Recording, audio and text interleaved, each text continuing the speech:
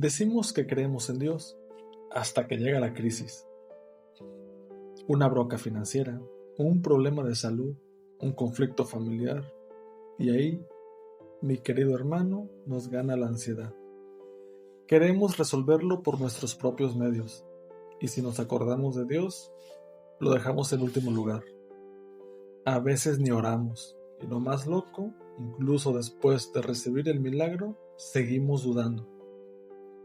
Hace unas horas, mientras hacía unas compras, un tema rondaba en mi mente para este primer episodio. Pensaba en Sara, en Jacob, en Pedro y en Tomás. Todos ellos dudaron, se asustaron o quisieron tomar el control, y me preguntaban, ¿cómo unir todo eso en un mensaje que nos hable hoy a ti y a mí? Justo en ese momento, me llegó una imagen por WhatsApp. No fue casualidad. Era la imagen de un devocional que decía, Padre, si quieres, no me hagas beber este trago amargo, pero no se cumpla mi voluntad, sino la tuya. Y continuaba hablando sobre la dificultad que tenemos muchas personas para confiar en Dios. Ahí supe que Dios me estaba hablando y confirmando que ese era el tema que debía abordar en este primer episodio. En Génesis, Dios promete a Abraham y Sara, una pareja anciana y estéril, que tendrían un hijo. Al escuchar esto, Sara se ríe incrédula, porque le parece imposible. Dios la confronta preguntándole si hay algo demasiado difícil para él. Un año después, la promesa se cumple y nace Isaac, cuyo nombre significa risa, transformando la duda de Sara en alegría y asombro por el poder de Dios. Este evento es fundamental en la Biblia porque subraya que los planes de Dios a menudo superan la lógica humana y que Él es fiel a sus promesas, incluso cuando parecen imposibles. Sara se rió. ¿Cómo iba a tener un hijo a su edad? Y si lo que tú crees imposible es justo donde Dios quiere glorificarse. En mi caso estoy pasando por una situación muy delicada que ha afectado mi vida en varios aspectos. En su momento con gusto se los compartiré. Pero en una ocasión llegué a la quincena sin quincena, ya que mi sueldo estaba comprometido en adelantos de nómina. El día siguiente salí de mi casa con solo 70 pesos en la bolsa. En casa, el refrigerador vacío, sin despensa y con llamadas incesantes de personas a las que debía dinero. No sabía qué hacer ni qué vender. Antes de mi bancarrota, alternaba mi trabajo con ventas de varios productos, pero ya tenía como 2 años sin cerrar ni una sola venta. Entonces ocurrió el milagro. Recibí un mensaje de alguien interesado en lo que yo vendía. Mi mente estaba predispuesta a que no se lograría, como en ocasiones anteriores cuando me cancelaban a último momento. Curiosamente, desde que me levanté esa mañana, una frase no dejaba de repetirse en mi mente. El que comenzó la buena obra, sin duda la terminará. Pero, como ya dije, yo iba con la certeza de que por una u otra razón esa venta no se concretaría. Sin embargo, ocurrió todo lo contrario. Logré vender y luego otra venta y otra más y luego otra más. Personas desconocidas me hicieron compras. Con lo recaudado ese día pude llenar la despensa de mi casa y pagar los recibos de luz y agua que venían acumulándose mes tras mes. Cuando llegué a casa, casi a medianoche con las bolsas, mis hijos estaban emocionados, pues hacía mucho tiempo que vivíamos al día. En mi mente no dejaba de sonar, el que comenzó la obra sin duda la terminará. Supe que las dificultades continuarían, pero que Dios no me abandonaría, aunque el panorama indicara lo contrario. En otra parte de Génesis, Jacob, aterrorizado por el encuentro con su hermano Esaú, a quien había engañado años atrás, se prepara para lo peor. Divide a su familia y rebaños en 2 campamentos y envía una caravana de regalos para aplacar la ira de su hermano. Sin embargo, Dios resolvió el conflicto de manera inesperada. En lugar de atacar, Esaú corrió hacia Jacob, lo abrazó y lo perdonó, La venganza que Jacob tanto temía fue reemplazada por una reconciliación milagrosa, mostrando que la gracia de Dios desarma hasta los conflictos más profundos. ¿Cuántas veces tú y yo nos hemos hecho tormentas mentales y Dios ya había resuelto todo? Esto es un claro ejemplo de lo que nos pasa frecuentemente. Tendemos a crear una tormenta en nuestra mente y a dar todo por perdido. Buscamos muchas soluciones cuando en realidad a veces no había conflicto o se resolvió fácilmente. Lo único que teníamos que hacer era afrontar la situación con fe y valor. Y eso no es todo.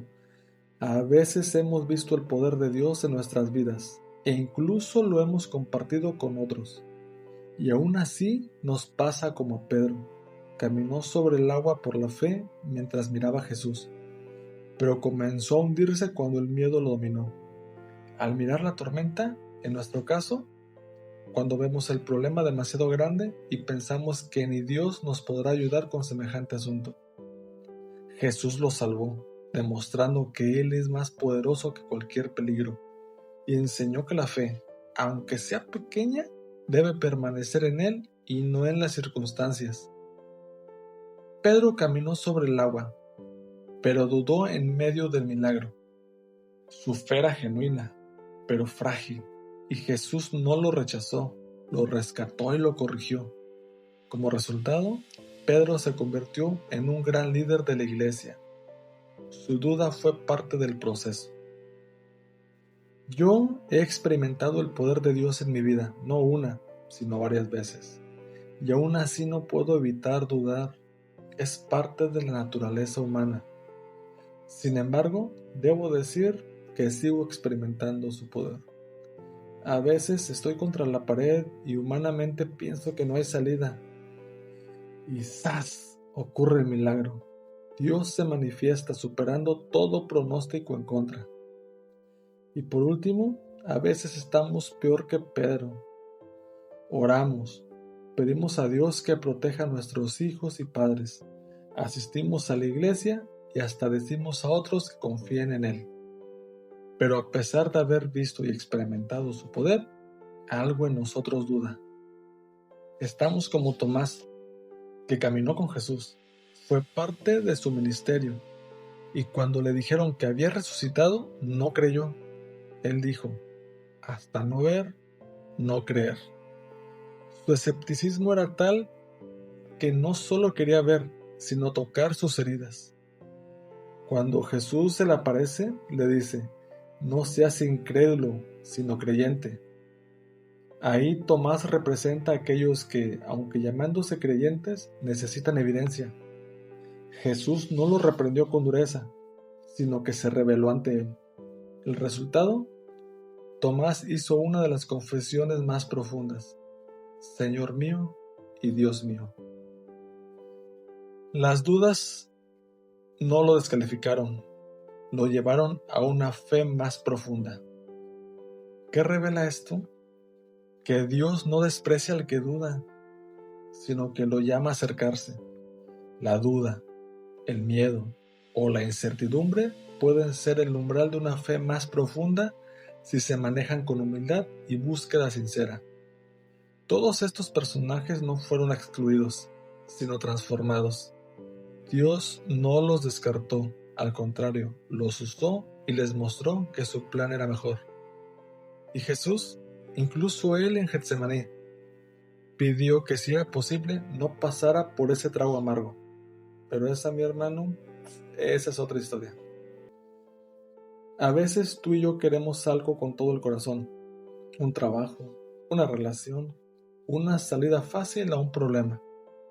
Cuando no se da, pensamos, ¿dónde está Dios? Pero, ¿y si lo que tú querías no era lo mejor para ti? ¿Y si tu deseo era bueno, pero el de Dios era perfecto? La verdad es que confiar en Dios no significa que siempre recibirás lo que pides. Significa que puedes descansar sabiendo que Él te ama y que su plan no te va a destruir, te va a formar. Hoy te quiero invitar a hacer una oración peligrosa. Sí, como escuchas, peligrosa, porque no es fácil decirla. Señor, que no se haga mi voluntad, sino la tuya. Porque ahí empieza la verdadera fe, no en la ausencia de dudas, sino en medio de ellas. No cuando todo está claro, sino cuando decides confiar aunque no entiendas.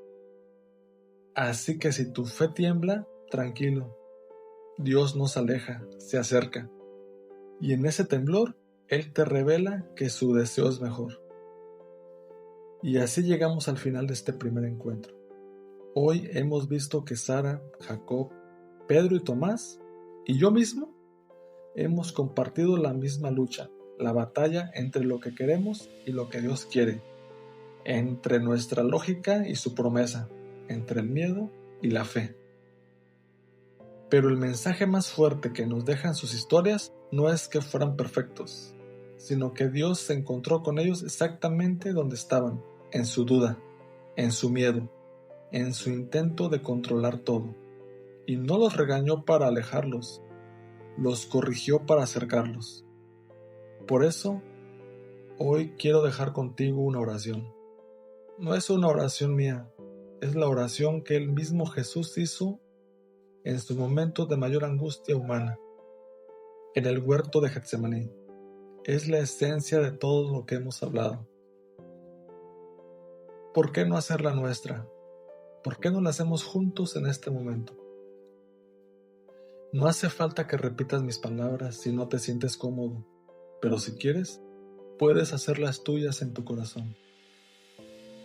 Padre, tú que conoces nuestro corazón más que nosotros mismos, hoy venimos ante ti con nuestras peticiones, con nuestros sueños y también con nuestros miedos y dudas.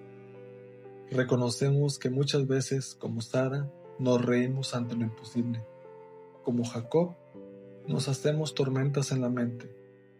Como Pedro, miramos las olas y empezamos a hundirnos. Y como Tomás, te pedimos señales. Pero hoy elegimos confiar. Te entregamos aquello que tanto anhelamos, aquello que nos quita el sueño, esa situación que parece no tener salida. Padre, si es tu voluntad, aparta de nosotros este trago amargo, pero que no se haga nuestra voluntad sino la tuya. Ayúdanos a creer que tu plan, aunque no lo entendamos ahora, es mejor, que tu tiempo, aunque parezca lento, es perfecto, que tu deseo para nosotros no es vernos sufrir, sino vernos transformados. Quita de nosotros la ansiedad que nos domina y reemplázala por la paz que sobrepasa todo entendimiento. Señor, que nuestra duda no sea un punto final, sino el comienzo de una fe más profunda y sincera. En el nombre de Jesús, que enfrentó la duda con fe y la muerte con vida. Amén.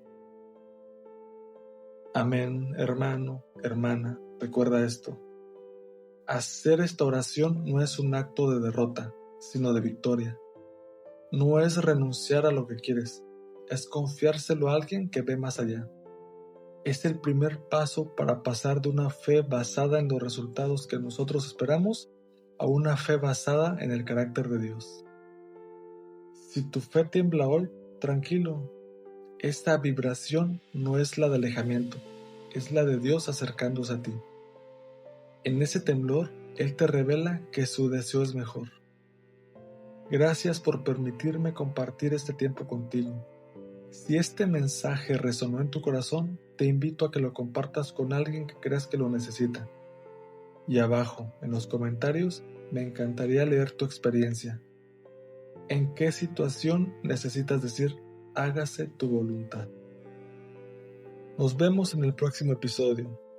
Hasta entonces, recuerda, el que comenzó la buena obra en ti, sin duda la terminará. Que la paz de Dios, que supera todo entendimiento, guarde tu corazón y tu mente. Un fuerte abrazo.